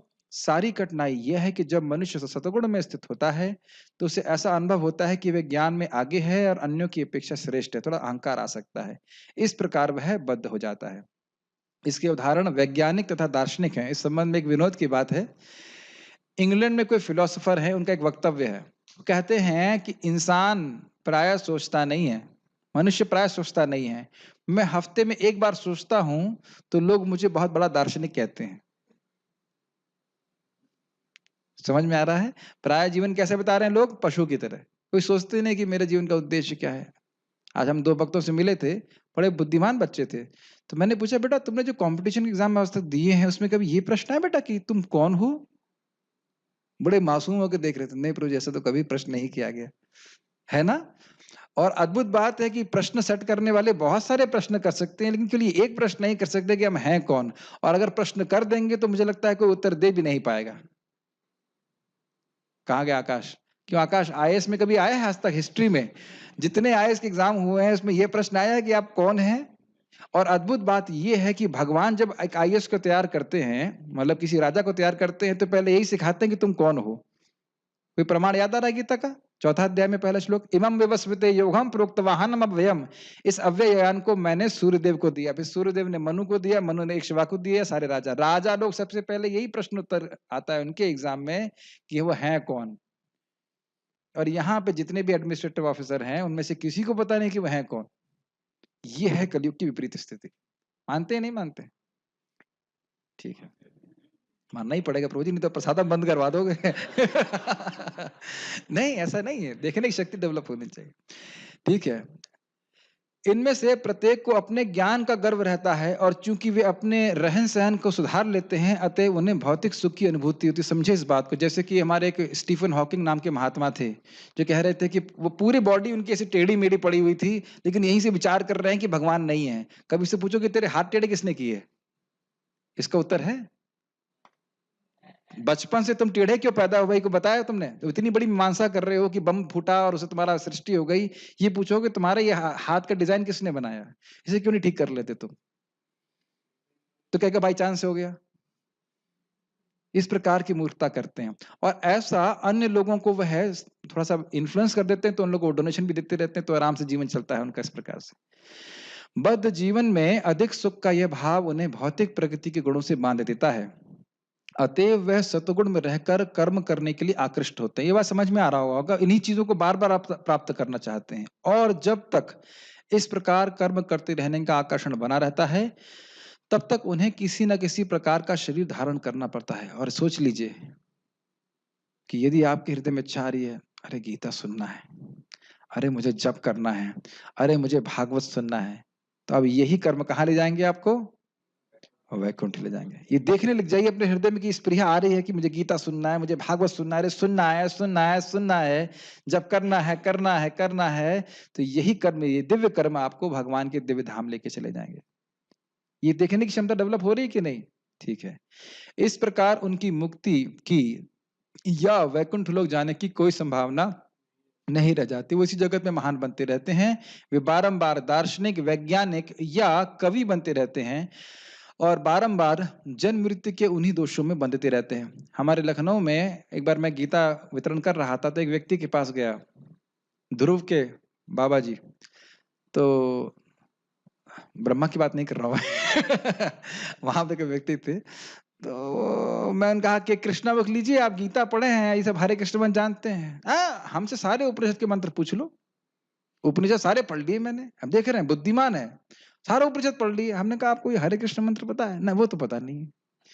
हमने कहा सारे उपनिषद पढ़ लिए, लेकिन जो मुख्य उपनिषद है कली संतरम उपनिषद, इसमें हरे कृष्णा कृष्णा कृष्णा हरे हरे, हरे राम राम राम हरे हरे, यह लिखा है, आपने पढ़ा नहीं तो फायदा क्या हुआ? समझ रहे हैं? जो उनका अहंकार है, क्या हमको बच्चा क्या समझाएगा? लेकिन फिर इस प्रकार से वह कुछ हद तक फिलोसफर बने रहते हैं और वो जगत में बंधे रहते हैं, लेकिन माया मोह के कारण वे सोचते हैं कि इस प्रकार का जीवन आनंदप्रद है। तो आपने समझा किस प्रकार से सतगुण बांधता है? सुख से बांधता है, ज्ञान से बांधता है और स्वस्थ रहने से बांधता है। तो अब अपने एक मन में शायद आपके प्रश्न आ रहा हो, एटलीस्ट मैं प्रश्न रेज कर रहा हूँ, तो आप कह रहे हैं कि भाई सतगुण बांधता है और अभी आपने कहा कि भक्ति में पहले हमको सतगुण में आने का प्रयास करना है, तो फिर तो हम बंध जाएंगे उससे। नहीं, जब हम भक्ति करते हैं तो भक्ति केवल हमको सतोगुण तक नहीं लाती है, पहले तमोगुण रजोगुण का तोड़ते हुए उसके बाद सीधे वसुदेव स्थिति तक, दिव्य स्थिति तक लेके जाएगी। इसको हम इस अध्याय के आखिरी में पढ़ेंगे। माम चैव विचारेण भक्ति योगेन सेवते स गुणान समतीतेतान ब्रह्म भूयाय कल्पते। तो हम ये क्यों कह रहे हैं कि सतोगुण में स्थित होना है? ये हमको सहायक होगा। इस बात को भागवत में भी बोला गया है कि जब तक व्यक्ति पूरी तरह से अनुभूति न कर ले कि वह शरीर नहीं आत्मा, तब तक उसे सतोगुण का निशीलन करना चाहिए। खाना भी इस प्रकार से खाना चाहिए जो सतोगुणी हो, सोने का समय, उठने का समय ऐसा होना सतोगुणी हो, क्योंकि सतोगुण स्वयं ही ज्ञान की वृद्धि करने वाला है। समझ में आ रहा है? जो आज बातें आज समझ में नहीं आ रही हैं, साधना करते रहे, भक्ति करते रहे, तो आपको बड़ी आसानी से समझ में आने लग जाएंगी। और आप लोग को हो भी रहा होगा अनुभव, पहले समझ में नहीं आता था, अब समझ में आ रहा है। तो ऐसा नहीं कि ब्रेन के कुछ अंदर टिश्यू बढ़ गए हैं, केवल हमारा सूक्ष्म शरीर की धुलाई हो गई है, रजोगुण तमोगुण हट गया है, इसलिए अब समझ में आ रहा है। इसीलिए मैं बार बार भक्तों को बोलता हूं कि आप लोग जप बहुत अच्छे से करें, साधना बहुत अच्छे से करें और भागवत गीता भागवत को सुनते रहें। तो ये हमारा दिव्य तरीका है सत्वगुण बढ़ाने का, समझ रहे हैं, जिसमें हम भगवान के बारे में अधिक समझ पा रहे हैं। कोई प्रश्न? यस, पीताम्बर निमाय प्रभु पूछ रहे हैं, एक प्रश्न मन में आता है कि यह एक बात सिद्ध है कि नासा द्वारा हाँ प्रमाणित मैं है। पढ़ रहा हूँ, मेरे पास भी आ गया है। ये एक सिद्ध बात है और नासा द्वारा प्रमाणित है कि पहला चांद पर जाने का प्रयास झूठा था, लेकिन उसके बाद भी कई बार ये हुआ। तो क्या इतनी बड़ी धोखेबाजी चल रही है, या वे किसी अन्य स्थान पर पहुंच रहे हैं? वो केवल नरक पहुंच रहे हैं और कहीं नहीं पहुंच रहे। ये सब झूठ है। जैसे मैं मान लीजिए कोई व्यक्ति, आप लोग क्लास में बैठे थे, अब इस क्लास के बाद आए जब हम सब लोग चले गए हैं, बोले कुछ नहीं, वहां पे कुछ नहीं होता है, तो क्या सही बात है? ठीक है। प्रभुपाद जी तो कहते हैं कि देखिए, अगर वह चंद्रमा पे गए भी थे तो भी क्योंकि उनके पास स्थूल इंद्रियां हैं, इस कारण से वह वहां के प्राणियों को देख भी नहीं पाएंगे। जैसे यहाँ पे भी आप देखते हो भूत प्रेत होते हैं, हम देखते हैं लोगों के भूत प्रेत आ जाते हैं, तो भूत प्रेत दिखाई पड़ते हैं क्या आपको? नहीं दिखाई पड़ते। लेकिन कुछ लोग हैं जो साधक होते हैं, मतलब हरे कृष्ण वाले साधक नहीं, तांत्रिक साधक, उनको भूत दिखाई पड़ते हैं, उनको देवी देवता दिखाई पड़ते हैं। तो अब यहीं पे देख लीजिए कि जो सूक्ष्म शरीर वाले हैं वो दिखाई नहीं पड़ते। तो इसी प्रकार से अगर कोई चंद्रमा पे गया भी तो वहां के देवता को देख तो ना पाएगा, वह कुछ नहीं आप ऐसा करके। और वहां पे गया भी नहीं कि प्रभुपाद जी कहते हैं कि देखो, जिस चंद्रमा से यहाँ के सारे पेड़ पौधे पोषण प्राप्त करते हैं, उसके बारे में कह रहे हैं कि वहां कोई पेड़ नहीं है, वहां पूरा सूखा पड़ा है। तो ये गलत बात है कि नहीं? तो इस प्रकार से प्रभुपाद शास्त्र के आधार पर कह रहे हैं कि वो झूठ बोलते हैं। सतगुणी रजगुणी व्यक्ति होने का वास्तविक अर्थ क्या है, इसको तो समझा ही रहे हैं हम लोग। हमारे चित्त में पर इन गुणों का प्रभाव होना। यस, आत्मा, हमने पढ़ा ही था, आत्मा निर्विकारी है, लेकिन ये गुणों का प्रभाव हमारे चित्त पे होता है। और किस प्रकार से होता है, इसे हम देख रहे हैं, सत्वगुण का प्रभाव। प्रकृति गुणमयी है, मतलब क्या 24 तत्वों की बनी प्रकृति गुणमयी है? गलत। प्रकृति 24 तत्वों की नहीं बनी हुई है, प्रकृति 3 गुणों की बनी हुई है, रजगुण, तमगुण, सत्वगुण, और उसी के विभिन्न कार्य हैं ये 24 तत्व। ये बात समझते हैं आप? प्रधान में कितने गुण थे? रजगुण, तमगुण, सत्वगुण, और इसी से पूरी प्रकृति की सृष्टि हुई है। तो ये उसके कार्य हैं। प्रकृति इन तत्वों से नहीं बनी हुई है, ये प्रकृति के कार्य हैं। और क्या है? मन प्रकृति पर प्रभाव डालता है? नहीं, प्रभाव प्रकृति मन पे डालती है, और हम मन से तादात्म्य के कारण स्वयं बंध जाते हैं। यस, लाइट फेंकूं उसके ऊपर, टॉर्च लाइट लाइए इसके ऊपर, क्या विचार किया जाए किस प्रकार से हम बंधते हैं? रजोगुण के कारण, गुणों के प्रभाव के कारण व्यक्ति मोहित हो जाता है कि वह यह शरीर है, और उसके बाद शरीर के जो विकार हैं उससे वह अपनी पहचान करता है। मेरे हृदय में काम इच्छा आ रही है, इसको मैं पूर्ण करूंगा तो मैं सुखी हो जाऊंगा। कौन सुखी होगा? शरीर सुखी हो सकता है? शरीर तो जड़ है। तो केवल मन की एक भ्रांति है, एक मन की अनुकूल वृत्ति है कि कुछ अच्छा लग रहा है, उसको हम सुख मानते हैं। भगवान इसको क्या बोलते हैं? मात्रा स्पर्शास्तु कौन्तेय। मात्रा मतलब तन मात्रा, इंद्रियों विषयों का, इंद्रियों से संपर्क होने से जो कुछ रिएक्शन होता है उसको हम सुख या दुख मानते हैं। तो जो आपने प्रश्न किया है बिल्कुल अच्छा प्रश्न है कि ये तादात्म्य मतलब अपने को मन मानने के कारण इस प्रकार से करते हैं।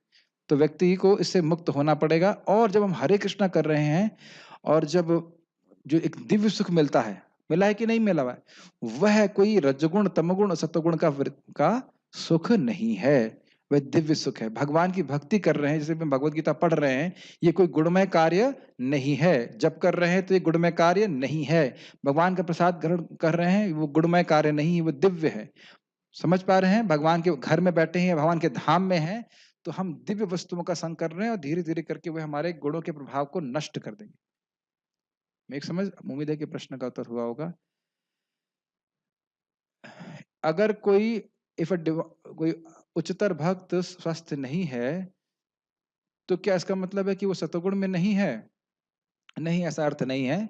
कोई उच्चतर भक्त अगर वह है, बीमार हैं, तो ये भगवत इच्छा से होता है। एक्चुअली भक्तों के जीवन में बीमारी हारी जो भी कुछ आता है वह सब भगवत इच्छा से होता है, गुणों के प्रभाव से नहीं होता है। इसको स्वयं ही श्रील रूप गोस्वामी बोलते हैं, कैसे? दृष्टा स्वभाव जनितेर वपुसश्च दोषेर, दृष्टा स्वभाव जनितेर वपुसश्च दोष नाप्राकृतत्व इह यस्य जनेर पश्येत गंगां वसाम न खलु बुद्ध बुद्ध फेन पंकैर ब्रह्मद्रवत्रमपगच्छति नीरधर्मये। जिस प्रकार से गंगा जी का जल, उसमें कभी कभी मल इत्यादि बहता हुआ आता है, फिर भी वह ब्रह्मद्रव है, आध्यात्मिक है। उसी प्रकार से जो महान भक्त हैं, उनमें आप स्वभाव की दृष्टि से या कोई भौतिक दृष्टि से आप उनको में कुछ दोष देख रहे हैं, तो उसको प्राकृत मत मानिए। महाराज जी समझा रहे थे कि मान लीजिए गुरु हैं, जो आध्यात्मिक गुरु हैं, कोई बीमारी हो जाती है तो यह नहीं सोचना चाहिए, अरे ये तो आध्यात्मिक हैं, तो ये तो महान व्यक्ति हैं, बीमार कैसे हो गए? ये भगवत इच्छा से होता है, ये भगवत इच्छा से होता है, समझना चाहिए इस बात को। और इस बात की भ्रांति लोगों को हो जाती है, जैसे कि आप जानते ही हो, श्रीपाद माधवेंद्रपुरी मृत्यु के समय, शरीर त्यागने के समय कृष्ण के लिए रो रहे थे। रामचंद्रपुरी आके बोलते हैं, वो सोच रहे हैं कि वो कष्ट की वजह से रो रहे हैं। कहते हैं आप क्यों रो रहे हैं? आप ब्रह्म का चिंतन कीजिए। अरे भाग यहाँ से तू। माधवेंद्र बोले तेरा मुंह देख के मरूंगा तो मेरी दुर्गति होगी। वो समझ नहीं पा रहे हैं कि वो कृष्ण के लिए रो रहे हैं। और मैं भी ऐसा मूर्ख हूँ। मैंने एक बार जब भक्ति तीर्थ महाराज को रोते हुए देखा, शरीर छोड़ते समय, वो कीर्तन कर रहे बड़े उत्साह से, तो मेरे मन में भी आया, क्या इनको दर्द हो रहा है इसलिए रो रहे हैं?